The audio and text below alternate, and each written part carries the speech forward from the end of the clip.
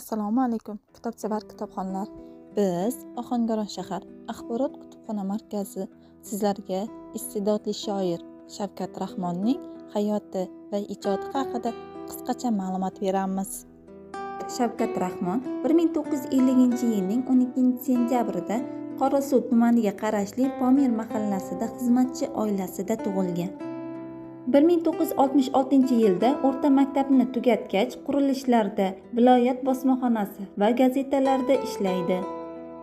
1973-yilda Moskvadagi Maksim Gorkiy nomidagi adabiyot institutini bitirgach, Toshkentga ko'chib kelib, G'ofur G'ulom nomidagi adabiyot va san'at nashriyotida muharrir va bo'lim boshlig'i, O'zbekiston Yozuvchilar uyushmasida mas'ul xodim bo'lib ishlaydi.